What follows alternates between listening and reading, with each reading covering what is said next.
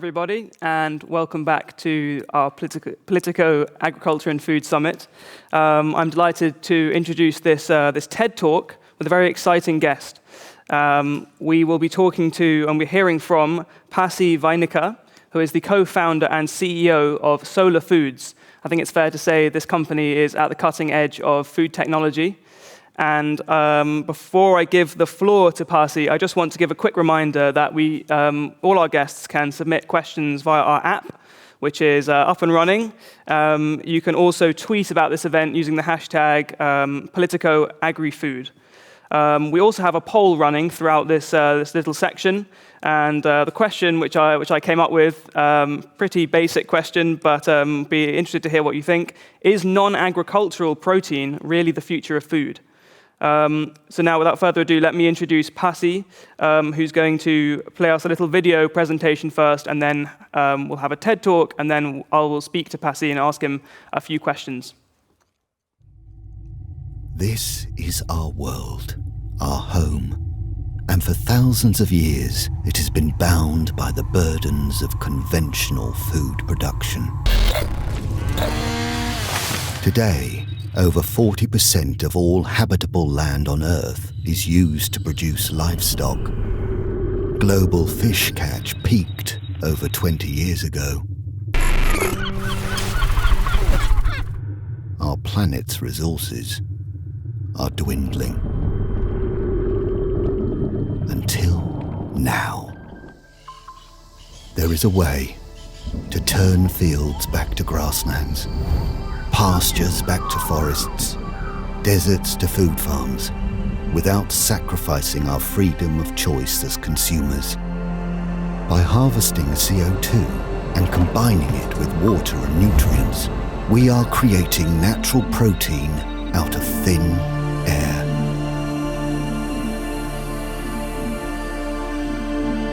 By producing the most sustainable natural protein on Earth, we are launching the start of a food revolution. We do it to keep our planet habitable, to reach beyond the stratosphere and secure the future of humankind.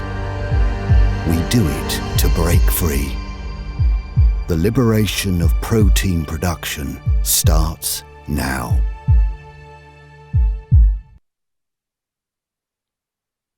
Well, thank you very much for that video. Pasi, if you can hear us, I think you've got a few words that you've prepared. I'd like you to go ahead and give your speech. Thank you. I can hear you perfectly. As we speak, foundations for a completely new sector in the global economy are being laid. In my view, the food sector is in the same situation today as the information and communication technology or personal computing was in the late 80s. This has not been left unnoted by those who contributed to establishing what we understand today by e-commerce, online gaming, and social media, the ICT and app industry as a whole. As a result of a very recent development, billions of dollars are being invested every year by the professional venture capital industry to a new emerging sector in the global economy called food technology. Cards are being dealt to those who will lead the humankind to the era of new food production. Historically, when there has been simultaneous leap in the development of both communication and food availability, these together have led to restructuring of the society, and the humankind has reached to a new level. 100,000 years ago, we learned to cook food on open fire, brain got more protein, and the spoken language was developed. Tribes were formed, ending up to city-states.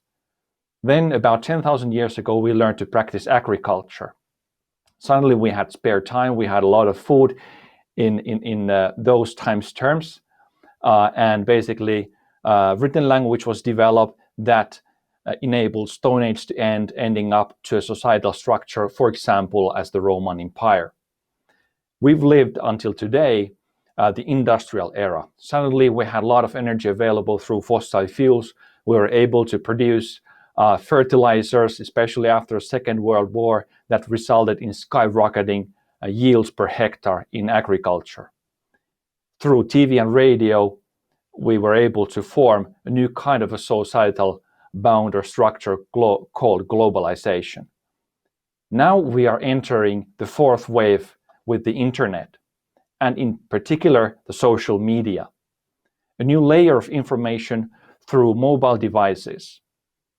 Today, everyone has access to all the information in the world real time for free. That's new.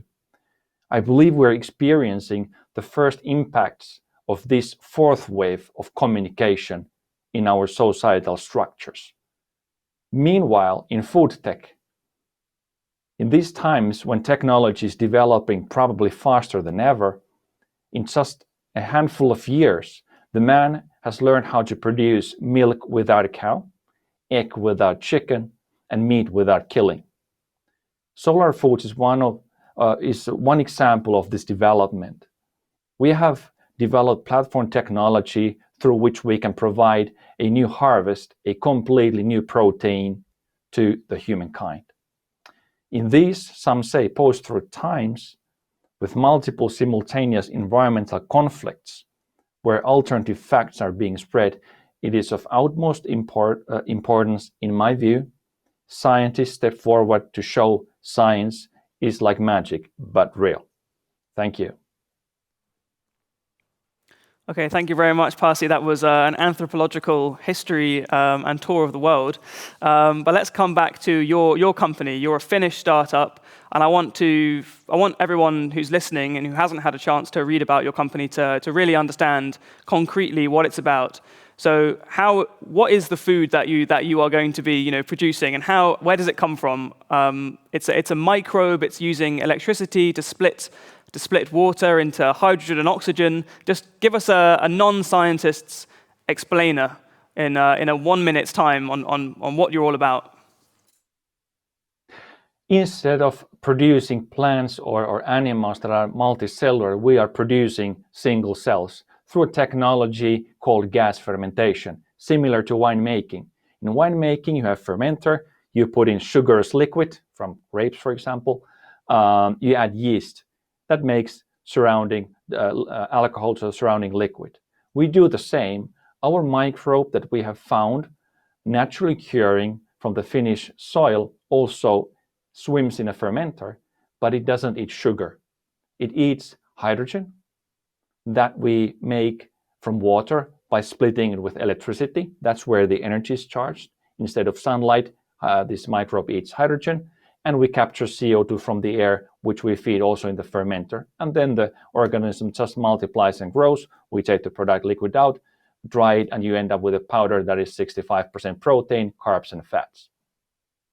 That's really fascinating, and in a nutshell, that's how it works. But I can imagine that in a small little chemistry lab, it could work very well. But do you think this is really something that could be scaled up to the extent where you're talking about issues such as food security and actually feeding millions of people?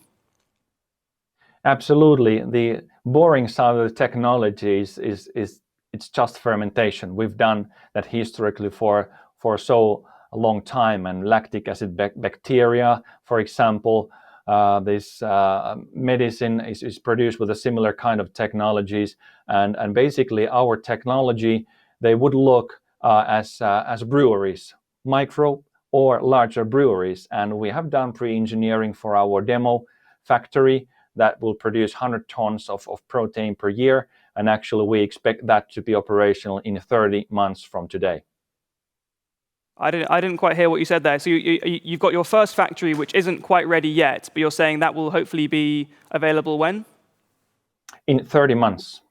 30 months from now. Okay. So let's expand it out a little bit and talk about, we'll take for granted the science behind your venture at the moment, but let's expand it and think about what would happen if this really does take off, if Solein, as I think the actual product that you're making is called, becomes available in every supermarket and every shop. What we're talking about here then is farm-free food. We're talking about a world in which farmers are basically not needed anymore. Have you thought about what the societal consequences would be of the technological shift that you are spearheading? Farmers will be needed. We still need plant-based material, fruits, vegetables, all that.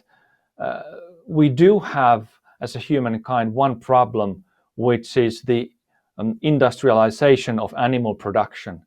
And that seems to be too resource consuming. And what can be now questioned is that, is there room for growth in the animal production industry? And our bet to that is that there is not really, and we are here to replace animal-based proteins in human nutrition. It's really interesting. So you say farmers will still be needed, but on the other hand, we are maybe reaching a saturation point in terms of the traditional agriculture, or the traditional, albeit modernized kind of agriculture we have at the moment. There's an interesting report, actually, which I was reading about by a think tank called Rethink X, which predicts that the US cattle farming industry will actually be bankrupt in just 10 years' time. So do you think we what else can you say that will really convince us, apart from the fact that sometimes livestock production is environmentally damaging, especially at a mass scale. But what other indicators can you point us to suggest that we are at a turning point now? Everyone's talking about eating less meat for our health, but where are the signs? Where are the indicators that we are moving towards a sort of meatless age? In the food sector, for example, comparing that to the mobility, we need companies like Tesla who wake up the industry a bit, that new things are possible. We do see, in my view, that the plant-based companies, plant-based meat alternatives, plant-based dairy, basically are doing that job, the first wave in the future of food. What we have just recently seen a year ago, we've saw the first ice cream and milk on the market that it has been produced without a cow. And that's one example of a good beginning. And there's a lot more to come. And a lot of funds are put in companies like those. Okay. I just want to give a quick shout out to people listening that I haven't received any questions yet on the app, so I am keen to hear what questions you do have. So please do get those coming in, and don't leave it till the last minute, which is in about 5 minutes' time. Let's talk about the political element of this then. I mean, you're a businessman and you're a tech entrepreneur, so maybe the political side isn't isn't necessarily your concern. But why would companies, regulators, the European Commission, for example, open the doors for you and allow these kinds of innovations to take place when they know that politically, if farming does collapse, it's going to become a massive headache for them?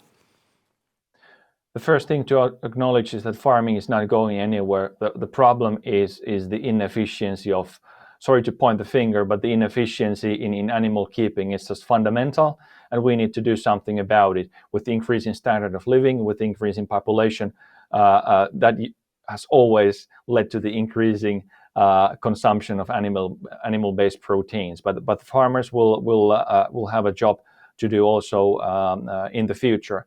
What the regulators, especially in the EU, should, in my view, think carefully is that how we approach genetically modified organisms. It's an $8 trillion or euro industry, the food sector as a whole, and now completely new kind of products and foundations are laid to this to the industry. And I'm concerned what's the agility of the European Union to respond to laying foundations for the industry, and what kind of companies we will have in the European Union, or do we let the US and Asia to lead this development? But just to be clear, what you're producing now with Solar Foods is not genetically modified, is it? It's just coming from Correct. a particular we are using natural organism, and that is why it will be quite soon permitted also in the European Union. There is a standard procedure for that, but from outside Europe, you see that majority of the talk goes around modified organisms and cultured meat. It's the EU is a bubble, US also is a bubble, and Asia, but they are parallel realities. So you think that there's a risk that the EU is kind of left behind in this first wave of new food technology then? Basically, milk without cow, egg without chicken, practically you can't do that in the European Union, and that might be a problem after a decade. Okay. So you mentioned just there that we might, that the EU has approved this, or there's a process going on. I mean, I'd quite like to. Obviously, we're doing this virtually, so you can't hand something to me on a plate right now. But would I legally be allowed to eat a bowlful? Are you going to eat some for us? Okay, there it is. Yeah, here's a little bit of the powder. It's yellow because it has a lot of carotenoids and vitamin A. Okay. So, but there's nothing stopping you. What would you do? Mix that with some water and eat it? Protein ingredients are everywhere in different kinds of ready meals, even backed soups. If you would go for plant-based meat and dairy, they usually lack protein, and you need to upgrade the nutritional value if you want to replace animal-based product with it. So we can be protein ingredient there. Pea protein, soy protein, rice protein are used today. And in the future, if we would really replace cows with cultured meat factories, then in that kind of future, we would need to produce a lot of feed, not for the animals, but for the cultured meat cells and factories. And we are also developing this growth media for cultured meat industry. Okay, we've only got a couple of minutes left. I just want to zoom in on your actual business situation right now. What size company are you? Are you, you said you're opening one factory. What are your goals? What are your ambitions? Are you going to be a global challenger competing with soy in the next 10, 20 years? Set out your timeline for us. Yeah, competing with soy in 5 to 10 years is basically what we aim at, and soy is the lowest price point product basically, and the last resort to compete against in a way. Although we will first see that pea proteins, milk proteins, and animal proteins are there at higher price points that we kind of compete against, but we are compared to other plant-based proteins. We are applying for a novel food permit and also building our small first factory producing about 300 kilograms per day. The permit and the factory or demo, we call it a demo, will be ready in late 22, so about 30 months from today, and we will come to the market also in the European Union about that time. Okay, that's really interesting. Can you give us a couple of words? I'm not asking you to promote your competitors, but are there other people in this that you're competing with? Maybe not in Finland, but in other parts of the EU. Are there other companies doing similar things? Yeah, there are a couple of companies who do and apply the same kind of process. We do have our own organism,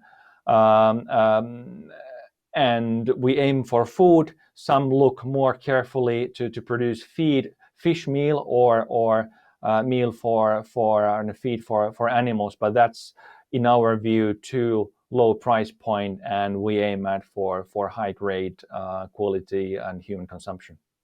Okay, that's actually all we've got time for. Pasi Vainikka, co-founder and CEO of Solar Foods. It's been really interesting to talk to you. So thank you very much for your time. Thank you. Thank you.